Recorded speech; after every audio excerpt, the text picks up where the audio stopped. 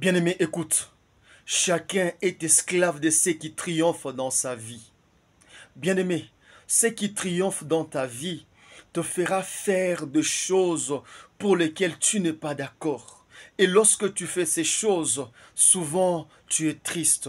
Et quand tu fais ces choses, bien-aimé, même ton entourage est en danger. Même ta propre famille est en danger à cause de ce que tu es en train de faire. Même toi, tu n'es pas d'accord de le faire. Mais voilà qu'il y a une force supérieure qui te pousse à faire ce que tu ne veux pas faire. Connaissant bien que c'est dangereux, connaissant bien que ça peut te faire perdre même ce que tu as de plus cher. Bien-aimé, l'homme est esclave de ce qui triomphe de lui. Et quand il est esclave, il fait ce qu'il ne veut pas faire. Paul dit ceci, je fais ce que je ne veux pas. Ce n'est pas moi qui agis, mais c'est le péché qui est à moi qui agit. Donc l'homme est esclave de ce qui triomphe de lui. Bien-aimé, ce qui triomphe de toi, ce n'est pas toi qui fais ce que tu veux, mais c'est ce qui triomphe de toi qui te fait faire ce que tu ne veux pas. Et comment se libérer de cette force? Lisons. Exode chapitre 3, le verset 7 à 8. L'Éternel dit, je vis la souffrance de mon peuple qui est en Égypte, et j'ai entendu les cris qui lui font pousser ses oppresseurs, car je connais ses douleurs. Bien-aimé, je sais que ce que tu vis en ce moment, tu ne veux pas. Je sais que ce que tu fais souvent, tu ne veux pas le faire parce qu'il y a trop de conséquences autour de ça.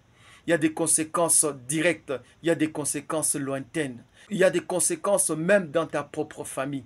Mais comment arrêter?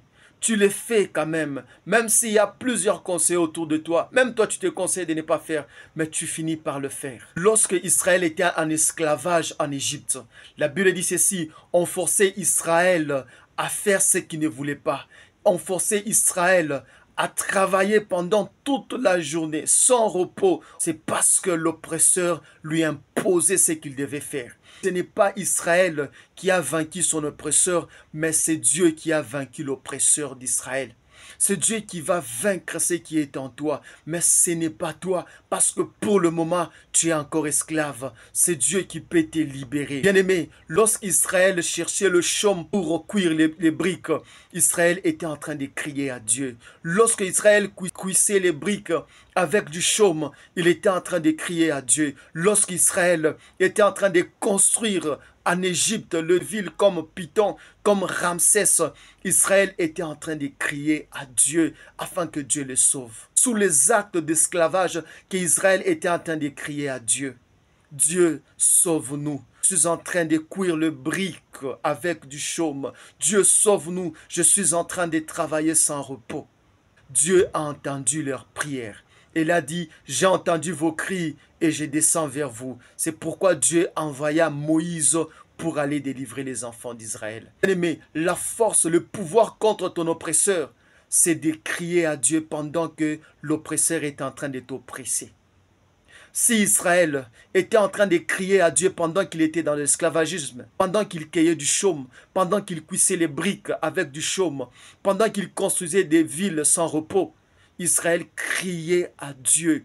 Toi aussi, pour te libérer de ton oppresseur, il faut crier à Dieu pendant que tu es en train de commettre les actes pour lesquels tu n'es pas d'accord. Crie à Dieu pendant que tu commets des fautes. Crie à Dieu pendant que tu fais des choses dégoûtantes. Prie dans ton cœur, Père, libère-moi de ce que je suis en train de faire. Tu ne cries pas à Dieu après avoir fait. Mais crie à Dieu pendant que tu es en train de faire ces choses-là. Crie à Dieu pendant que l'oppresseur t'impose à faire ce que tu es en train de faire. Crie à Dieu pendant que tu es dans l'action de faire ces choses mauvaises. Crie à Dieu du début jusqu'à la fin de ce que tu es en train de faire de mauvais. Crie à Dieu si c'est par la voix, si c'est dans ton cœur. Crie à Dieu, Dieu sauve-moi. Parce que ce n'est pas toi qui agis. C'est celui qui a triomphé de toi qui est en train d'agir, qui est en train de t'utiliser. Pendant que tu fais le mal, pendant que tu es dans l'action de faire le mal, fais le mal, prie en toi, Dieu libère-moi. Parce que tu ne peux pas te libérer. Maintenant, quand tu fais le mal, et que tu es calme, tu attends après avoir fait mal que tu commences à prier. Je sens que là, tu ne fais pas comme les enfants d'Israël. Les enfants d'Israël, et pendant qu'ils faisaient le chaume, pendant qu'ils cuissaient les briques, pendant qu'ils construisaient les villes comme Ramsès, Python, ils étaient en train de crier à Dieu pour montrer à Dieu ce qu'ils étaient en train de faire. Bien-aimé, quand tu as honte de ce que tu es en train de faire, tu ne te libéreras jamais parce que l'ennemi amène la honte afin que toi, tu restes toujours son esclave.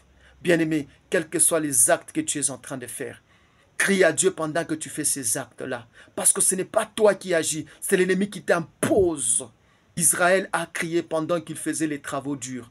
Crie aussi pendant que tu commets ces mauvaises choses. Pendant que tu les fais, ne jouis pas.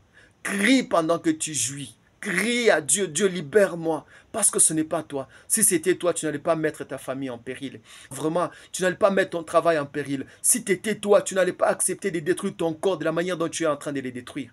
Donc ce n'est pas toi. Crie à Dieu. Comme il a envoyé Jésus pour toute l'humanité, il a aussi envoyé Jésus pour toi aussi. Que Dieu te bénisse.